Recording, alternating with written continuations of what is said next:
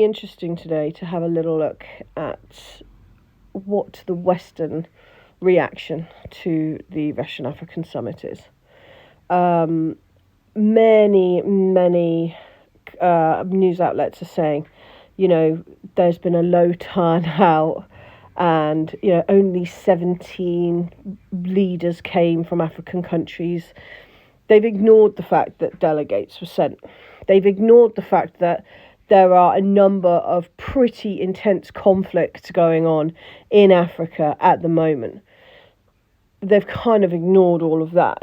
They've ignored the difference in language between how the West discusses Africa and how Russia discusses Africa, between the pledges made by the West and the pledges made by Russia. And they've also ignored kind of historical relevance. The Soviet Union had a very strong connection with Africa, and before it, so did the Russian monarchy. And none of those relationships have ever resulted in slavery for Africans, basically. It's not resulted in poor economic growth. In fact, positive economy, security allegiances, and also education have been massively at the forefront of Soviet and also Russian policy for a long time. So what's been the West's kind of response to this? Well, we heard rumours that various pressures had been put on various leaders not to attend the summit. It's probably quite likely that the increase in violent activity in a number of these countries where there have been military involvement, like Niger, has been related to this furthering of Russian relations. But the IMF has made some pretty odd statements, or rather think tanks related to the IMF have sort of said things like, essentially people who are seen to be siding with Russia, even if that is regarding their own well-being, will be unable to get IMF loans, will be not granted support. And this puts an awful lot of pressure on countries who've relied on those loans and relied on that support for a very long time. Now, I'm not overly concerned about Africa. I think that the Chinese are more than capable of stepping in and replacing the sort of loans that the IMF has been given, probably with much better rates, let's be fair. I think that the Russians are in a position where they're able to step in and support countries with their security, which they've been unable to do for some time. And probably most importantly, I think that the veil of the petrodollar has kind of fallen over a lot of eyes. There was a really interesting statement made about the dollar and about the euro by an African leader, and I watched it on YouTube. And he was saying that the West has used money as a weapon and has used, the printing of money as a weapon for too long, that we don't make anything, we don't manufacture anything, we just take, which has been my point right the way through.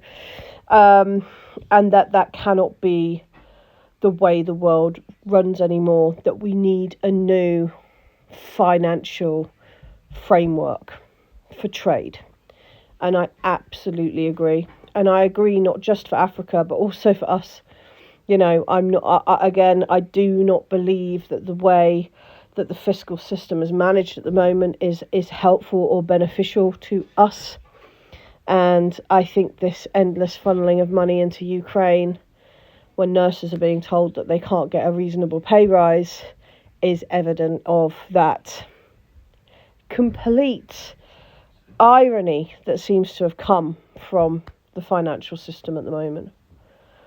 Anyway, so the wall's being lifted and people are realising that this money that they're getting from the West is essentially just becoming worthless. And obviously, as that kicks in more and more African countries are going to feel like they're able to go and actually join a union which is going to support them. But again, what worries me is that the West's response to this summit, to Russia saying that it will provide, I think it's something like 300 million's worth of grain for free to countries that need it in Africa,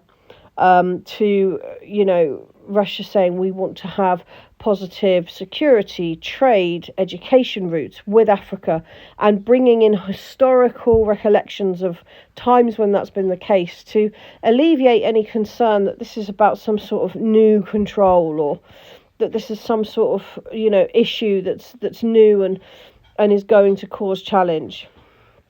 And the West, who are no longer in a position where we have the resources, we have the funding, or we have the ability to fight and to destroy in order to maintain this hegemony over Africa that we have, instead of actually coming to the table and saying, hey, look, you guys are having this summit, it's obviously gone quite well. I mean, it has. I think there might be 4 countries that didn't send delegates in the whole of Africa, and that's it.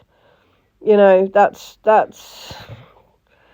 a lot of people, a lot of support, a lot of love, and it just seems so friendly. There was no, right, we're going to get together and we're going to rule with an iron fist, or any of this kind of language that you hear from the West.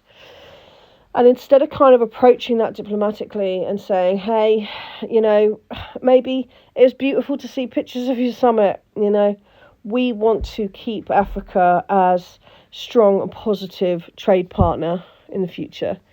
We want to be a part of Africa's future. I'm not talking about Russia. I know that, people have got dramas with that and whatever, but it's not about that. It's about the fact that we seem intent on every situation that is put to us in continuing with this hard-line, anti-diplomatic route that we seem so accustomed to taking, that we just don't seem to let go.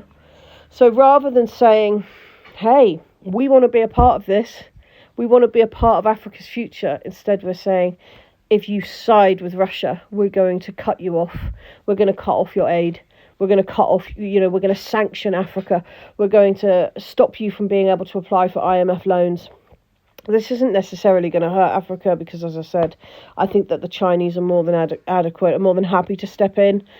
But it's significantly going to impact our ability to come to the table when it is finally established, which it will be, that we do not have the resources to survive in the way that we are accustomed without trade from Africa.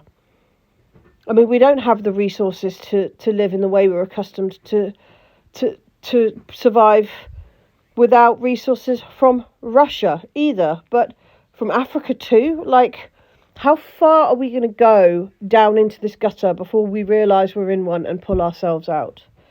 So it's been very, very concerning to see what the West had to say, to see a community of people, irrespective of Russia, a community of people coming together and having what seems to be a jolly nice time, and rather than having that celebrated in the West, having it rubbished in the way that it has been. I feel quite ashamed of that, and I don't think that it is productive for international trade or for moving forward in a multipolar world. We still seem intent with this idea that we're somehow going to stop the world from being multipolar, that, we're somehow going to continue this global hegemony ruled by the USA and that everyone's going to go along with it. We don't seem to realise that ship has very much sailed. And I hope that we get there, us in the West, because I have to say, if you look at their party and you look at our party, they got the food, they got the people, they got the clothes, they got the music. Is it not time that we stopped these games and just went and had some fun?